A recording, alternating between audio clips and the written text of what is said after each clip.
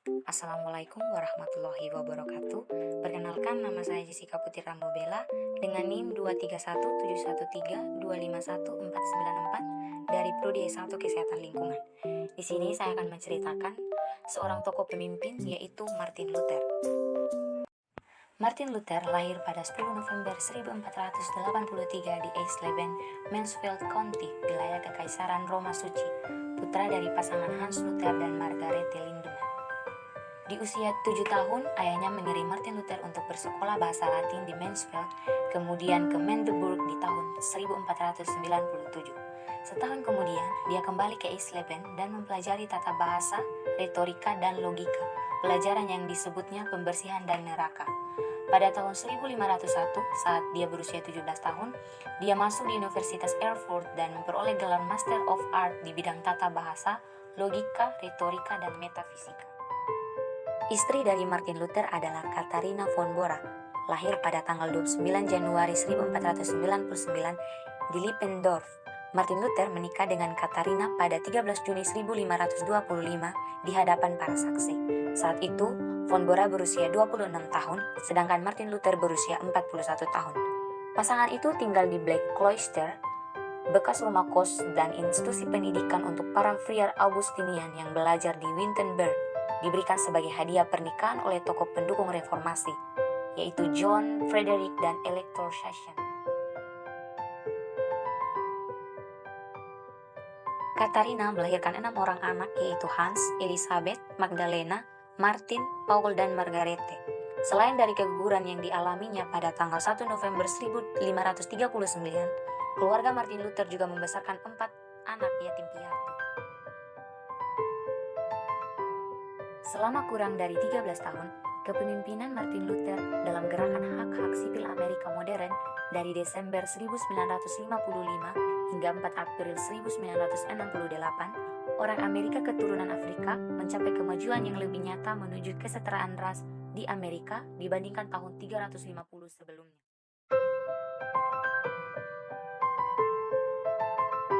Bertahun-tahun setelah dihasilkan, Martin Luther secara luas dianggap sebagai pendukung non-kekerasan terkemuka di Amerika dan salah satu pemimpin non-kekerasan terbesar dalam sejarah dunia. Mengambil inspirasi dari iman Kristennya dan ajaran damai Mahatma Gandhi, Martin Luther memimpin gerakan non-kekerasan di akhir tahun 1950-an dan 60-an untuk mencapai kesetaraan hukum bagi orang Afrika Amerika di Amerika Serikat. Sementara orang lain menganjurkan kebebasan dengan apapun cara yang diperlukan, termasuk kekerasan, Martin Luther menggunakan kekuatan kata-kata dan tindakan perlawanan tanpa kekerasan, seperti protes, pengorganisasian akar rumput, dan pembangkangan sipil untuk mencapai tujuan yang tampaknya mustahil. Ia kemudian memimpin kampanye serupa melawan kemiskinan dan konflik internasional dengan selalu menjaga kesetiaan pada prinsip-prinsipnya bahwa laki-laki dan perempuan dimanapun, tanpa memandang warna kulit atau keyakinan, adalah anggota keluarga umat manusia yang setara. Pidato, "Saya Punya Impian", Martin Luther ceramah, hadiah Nobel Perdamaian, dan surat dari penjara Birmingham termasuk di antara orasi dan tulisan yang paling dihormati dalam bahasa Inggris. Prestasinya kini diajarkan kepada anak-anak Amerika dan semua ras, dan ajarannya dipelajari oleh para sarjana dan pelajar di seluruh dunia.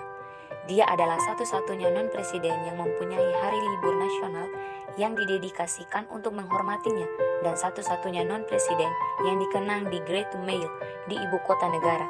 Beliau berkenang di ratusan patung, taman, jalan, alun-alun, gereja, dan fasilitas umum lainnya di seluruh dunia sebagai seorang pemimpin yang ajarannya semakin relevan dengan kemajuan umat manusia.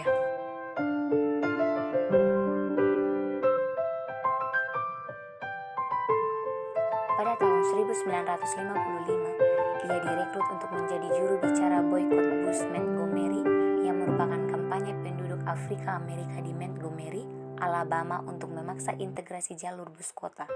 Setelah 381 hari partisipasi universal warga komunitas kulit hitam yang banyak di antara mereka harus berjalan berkilo-kilometer ke tempat kerja setiap hari, Mahkamah Agung AS memutuskan bahwa segregasi rasial dalam transportasi tidak konstitusional. Kemudian pada tahun 1963, Martin Luther adalah salah satu pendorong di balik pawai untuk pekerjaan dan kebebasan yang lebih dikenal sebagai pawai di Washington, yang menarik lebih dari 1,4 juta orang ke Mall Nasional. Pada pawai inilah Martin Luther menyampaikan pidatonya yang terkenal, I Have a Dream, yang mengukuhkan statusnya sebagai pemimpin perubahan sosial dan membantu menginspirasi negara untuk bertindak demi hak-hak sipil.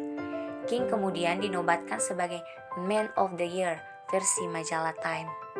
Juga pada tahun 1964, sebagian karena pawai di Washington, Kongres mengesahkan Undang-Undang Hak Sipil yang penting yang pada dasarnya menghapuskan segregasi rasial yang dilegalkan di Amerika Serikat. Undang-undang tersebut melarang diskriminasi terhadap orang kulit hitam atau sekelompok minoritas lainnya dalam hal perekrutan, akomodasi umum, pendidikan atau transportasi, wilayah yang pada saat itu masih sangat terpisah di banyak tempat. Melihat dari cara Martin Luther memimpin, menggunakan gaya kepemimpinan karismatik dan transformasional. Kepemimpinan karismatik adalah gaya kepemimpinan di mana seseorang pemimpin akan melakukan tindakan-tindakan unik yang memberikan efek karismatik tertentu pada pengikutnya.